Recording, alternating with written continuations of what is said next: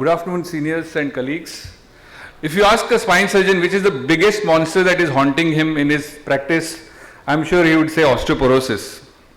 Every elderly person, male or female, should be screened for osteoporosis, and this is echoed in a recent declaration by the specialty group consisting of radiologists, endocrinologists, orthopedic surgeons as well as neurosurgeons. And this particular age group is very relevant to us, the spine surgeons, because this is the age group that suffers from vertebral compression fractures, complex lumbar canal stenosis, adult spinal deformity, and they have flexion dominant back pain. Again, this is the age group which has devastating consequences as a result of undiagnosed osteoporosis, that is pedicle screw loosening, implant failure, Kuhlmann's disease, proximal junctional kyphosis, revision surgery, you name it, you can connect it with osteoporosis. Osteoporosis is like bull in a china shop. You can't do much about the bull, but the porcelain can be enhanced. And it's a pity that only 20% of them take their porcelain, of this potential group, take their porcelain to be corrected in terms of density and strength. And most importantly, the investigation of choice, that is Dexa, is widely and very far misplaced. Because Dexa is a misleading investigation. It does an aerial estimate of bone. Bone is a volumetric substance with structure with 3 dimensions: length, breadth, and depth. So you can't have you can't have a yardstick that measures 2 dimensions for a structure or a content that is 3-dimensional in nature. Again, why is Dexa used?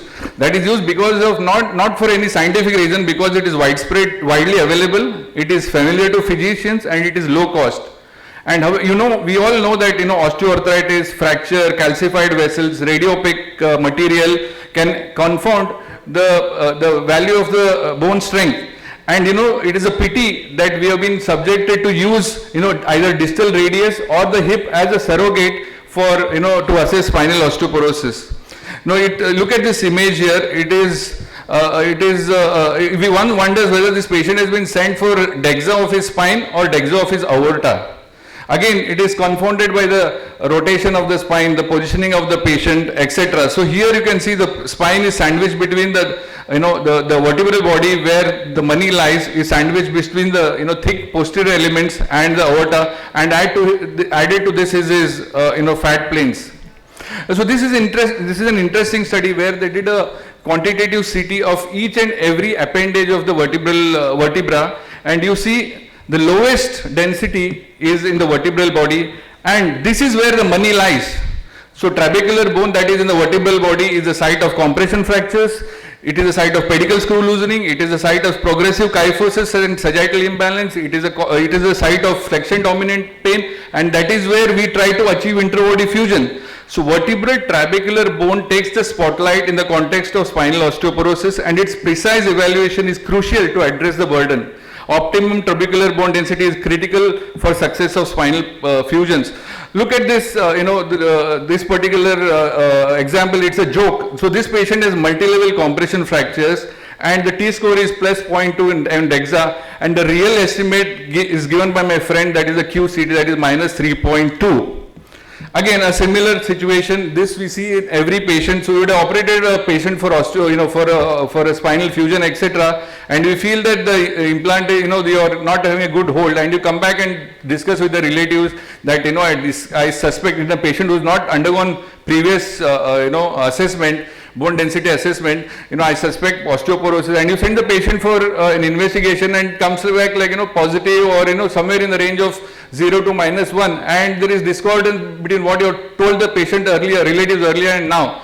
So it is very common for us in clinical practice to see a variation in the peripheral scores and the spinal score. So this patient actually qualified to have a T-score which is minus 2.5 or beyond, and which was not shown on a Dexa but was very relevant, was picked up by a QCT.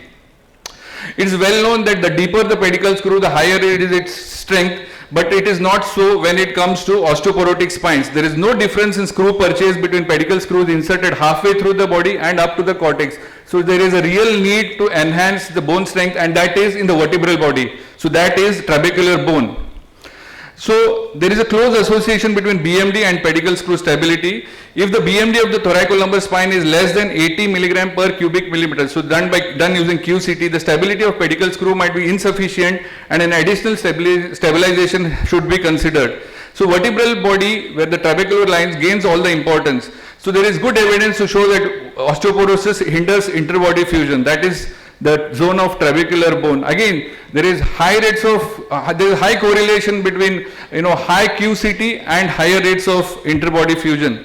Again, QCT is precise, it gives a volumetric measure, it gives a trabecular BMD which is most relevant to a spine surgeon because the anterior column is full of trabecular bone. The vertebral body is, the anterior column is a chain of vertebral bodies, and that is where, that is the most important zone for spine surgeons.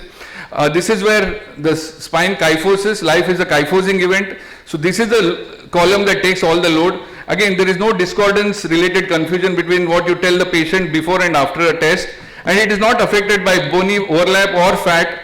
There are some concerns about radiation exposure, but let me tell you, if it is done well at the right setup, it is equivalent to 1 3-slice QCT is equivalent to, AP spine radiograph. Again, the costs in Bombay city are similar between the Dexa and QCT. So, and there are ways and means of reducing radiation. So, there is some momentum. This is the same specialty group which published this particular study in a in a high-rung journal, that is Spine, where there is some momentum to, to recommend QCT to assess bone health. At the same time, it is ironical that they also state that, a hip Dexa should be considered as a surrogate for spine. So friends, it is time that we rethink the application of Dexa, especially for to assess spinal osteoporosis in the osteoporosis in the spine, and we should turn a new leaf and accept quantitative CT as practical gold standard to assess spinal osteoporosis. Thank you.